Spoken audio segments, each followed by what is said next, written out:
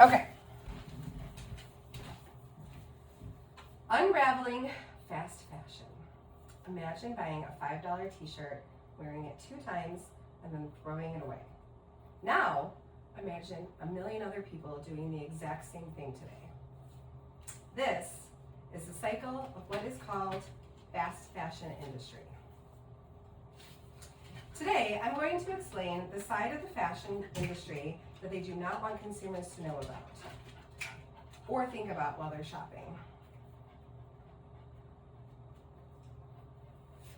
Just like many of you, I've bought things from Shein, Temu, Forever 21, and Zara.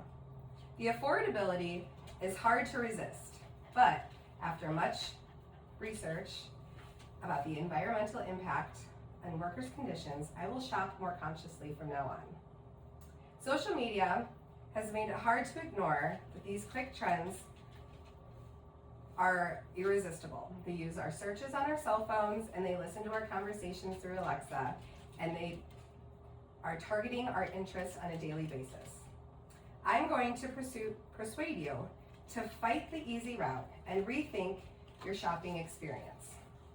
First, let's discuss what exactly the fast fashion industry is. It mass produces trendy, inexpensive clothing to replicate runway styles, relying on rapid supply chains to quickly make and distribute them. This encourages consumers to buy more, throw it out, and then repeat.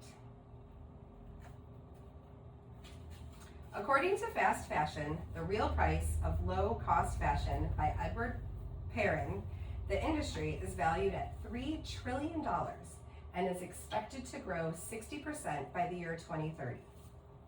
The fast fashion industry takes top-of-the-line designs, copies them, and makes them a cheaper material that ships quickly. This gives people the opportunity and impression that they can be part of the elitist fashion that is the marketing idea that has blown up the fashion world. Fast fashion has greatly impacted the Earth's climate. All of the clothing that's discarded ends up in landfills, creating carbon emissions. The U.S. Government of Accountability Office, or the GAO, explains that decomposing textiles in landfills release greenhouse gases like methane. That is what contributes to the climate change. Some of these textiles are treated with PFASs, or known as forever chemicals. They are what makes clothes water resistant or stain resistant. As they sit and decompose, they emit gases that can get into our water supply and our drinking sources. This was found on earth.org under the article, The Dark Side of Fast Fashion. Exploitation of the workers that create these clothing is another problematic topic of the fast fashion industry. They make less than minimum wage. They usually work 12 to 14-hour shifts with poor ventilation and inhaling all of the chemicals. The video by Edward Perrin, The Real Price of Low-Cost Fashion, goes undercover and sheds a light onto some of these factories. In Leicester, UK, there are factories that produce many fast fashion items. Because it's located in the UK, the shipping is quicker than Asia, the Philippines, and India. The turnaround time from sample to delivery to your door is just under 2 weeks. Workers are paid on average €3 an hour, which is less than half the minimum wage. After a 1 to 2 week unpaid training, the workdays consist of 12 to 14 hours. While most productions of the textiles are in the global south, such as India, Africa, South America, and also Asia, in these countries there are far less protection laws against long hours and low pay. India, at the Birla textile factory, for instance, uses the CO26 that is not restrictive. They're marketing their viscous fibers as organic to make the fibers, but the way that they achieve them is by using harsh chemicals of CO2 that emit toxic chemicals right into the workers' lungs and the surrounding area's water sources. Many disabilities and health concerns have been documented from this one factory, and many more have become undocumented. Moving from fast fashion to slow fashion will start to offset the effects that are adding up daily in our climate. Donating items that you no longer wear rather than throwing them away is discussed in the book Recycling Indian Clothing, Global Context of Reuse and Value by Lucy Norris. She discusses clothing in Indian cultures getting sold to different areas of the world as new patterns and designs that are already made textiles, recycling instead of remaking.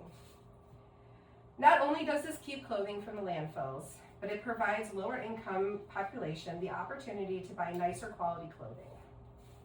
Another alternative is a wardrobe membership, such as Nuuly or Rent the Runway. Clothing is returned after a month, washed, and sent on to another person for a monthly membership fee. This is better quality clothing and the new trends for people who get bored of their closet choices easily. Supporting smaller companies using recycled materials, economically safer options is where our consumers should focus the future of the planet. But even with all that, the heart of the problem is overconsumption mentality. This comes from the book A Cut from Clothing, Poverty by Andrew Books. 56 million tons are produced globally a year, and 4 million end up in the trash. Less than 1% can be resold or consigned because of low quality. As you can see, this is a huge problem in our world today, what many people are not fully aware of. Companies such as Zara and H&M are polluting the environment, filling our landfills, putting employees' health at risk, creating a consumer market based on waste and poor quality. We might not be able to change this trillion-dollar company overnight, but through better education about our choices as consumers, we can make an impact. Buy less, shop secondhand whenever possible, rent your wardrobe, support ethical retailers and manufacturers. Fast fashion pieces in your closet will be gone before you know it, but it will be part of the environment for many years to come. From the air we breathe to the water we drink. Think twice about your new fall back to school wardrobe.